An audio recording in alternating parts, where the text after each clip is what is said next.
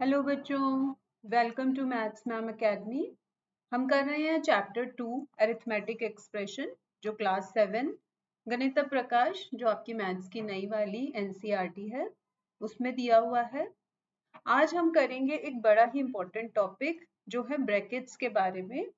इस टॉपिक पर एग्जाम में बहुत से क्वेश्चंस आते हैं, तो बच्चों ये टॉपिक अच्छे से करो, ध्यान से समझिए। चलिए शुरू करते हैं। ब्रैकेट्स इन एक्सप्रेशंस, तो हमने लास्ट क्लास में पढ़ा था कि कई बारी हमें कुछ एक्सप्रेशंस दिए हुए होते हैं। जैसे हमने एक मलेश का एग्जाम्पल लिया था लास्ट क्लास में, और हमने देखा था कि उसने एक्सप्रेशन बनाया था for the total number of marbles 30 + 5 × 4। लेकिन फिर उसकी फ्रेंड आई पूर्णा और उसने उसकी वैल्यू जब निकाली तो उसने उसकी वैल्यू 140 निकाली, जबकि मलेश ने उसकी वैल्यू 50 निकाली थी। तो दोनों को जो वैल्यू है वो अलग अलग मिली, क्योंकि वहां पे क्लैरिटी नहीं थी और ये कंफ्यूजन हो जाती है। तो इस कंफ्यूजन को दूर करने के लिए दो टाइप से हम कर सकते हैं, एक तो यूज ऑफ ब्रैकेट्स और दूसरा हम टर्म्स यूज कर सकते हैं। नोशन ऑफ टर्म्स मतलब टर्म्स का आइडिया या टर्म्स का कॉन्सेप्ट भी आ सकता है। तो नंबर 1 ब्रैकेट्स और नंबर 2 टर्म्स का नोशन यानी आइडिया ऑफ टर्म्स। तो हम दोनों डिस्कस करेंगे वन बाय वन। आज की क्लास में हम ब्रैकेट्स जो हैं उनको हम डिटेल में पढ़ने वाले हैं। In the expression to find the number of marbles, we had first multiply 5 and 4. तो हमें 5 और 4 को पहले मल्टीप्लाई करना था, और फिर इस प्रोडक्ट को, जो 5 and 4 का प्रोडक्ट आएगा 20, उसको हमें 30 में ऐड करना था। ठीक है, तो ये ऑर्डर जो है, this order of operation is clarified by the use of brackets. तो हम यहाँ पे ब्रैकेट यूज करके इसको और ज्यादा क्लैरिफाई कर सकते हैं। तो हमने क्या किया, एक्सप्रेशन हम ऐसे लिखेंगे, इंस्टेड ऑफ जस्ट राइटिंग 30 + 5 × 4। अब यहाँ पे हमें ऑर्डर नहीं समझ में आ रहा है कि हम एडिशन पहले करें या मल्टीप्लिकेशन पहले करें।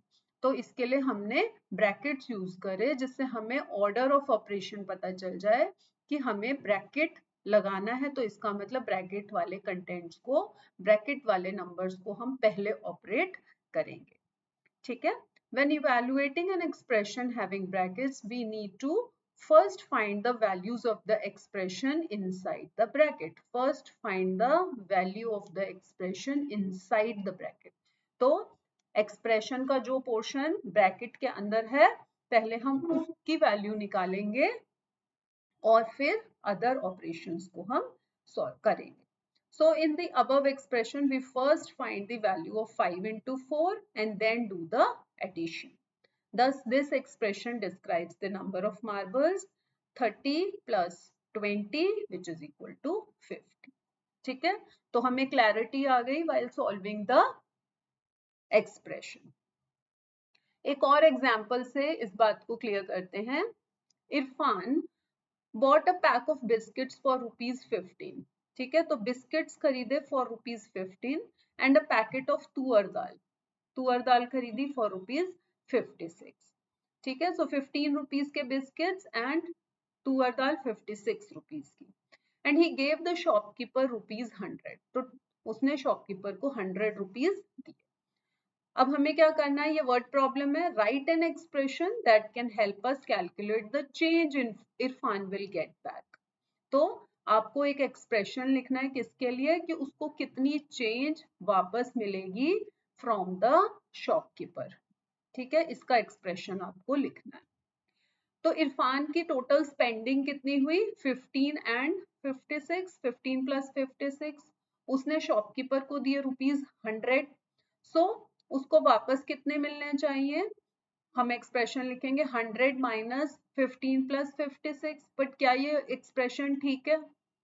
क्या हम 100 को 100 में से पहले 15 माइनस कर दें और फिर जो मिले उसको 56 से ऐड कर दें? आप निकाल के देखिए और मुझे बताइए कि इस ऐसे अगर हम ऑपरेशन करें कि पहले हम सब्ट्रैक्शन कर दें और फिर हम नंबर 2 पे एडिशन करें, तो हमारा क्या आंसर आ रहा है? हमारा आंसर जो है वो 100 से भी बड़ा आएगा।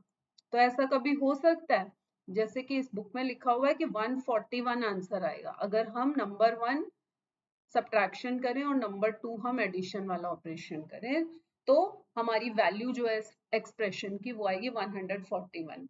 बट ये तो एब्सर्ड है, ये तो हो नहीं सकता कि 100 रुपीज दो आप शॉपकीपर को और आपको बिस्किट भी ले लिया आपने, दाल भी ले ली और वो आपको रिटर्न में 141 रुपीज दे रहा। तो ये एक्सप्रेशन में सही ऑर्डर में हमने ऑपरेशंस नहीं करे। तो हम क्या करेंगे, we can use brackets in this case. ठीक है, हम ब्रैकेट्स का यूज करेंगे। और ब्रैकेट्स का यूज कैसे करेंगे, हम लिखेंगे 100 minus bracket open, will write 15 plus 56 and then bracket close. तो 15 plus 56 should come inside the bracket. ठीक है, तो टोटल स्पेंडिंग जो है 15 प्लस 56 है वो हम ब्रैकेट के अंदर लिख लेंगे और फिर उस टोटल को हम 100 में से माइनस कर देंगे।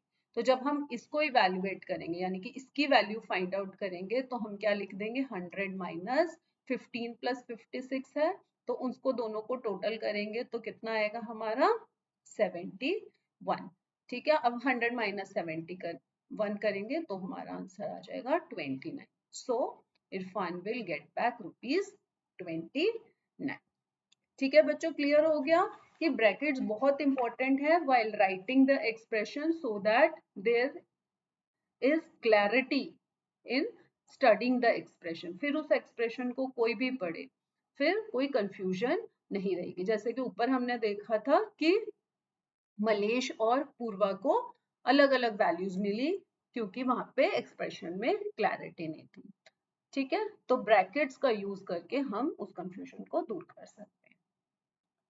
ठीक है, आई होप आज का टॉपिक आपको अच्छी तरीके से समझ आ गया होगा। अगर समझ आ गया है तो कमेंट में मुझे टिक या अंडरस्टूड लिखकर जरूर भेजिए।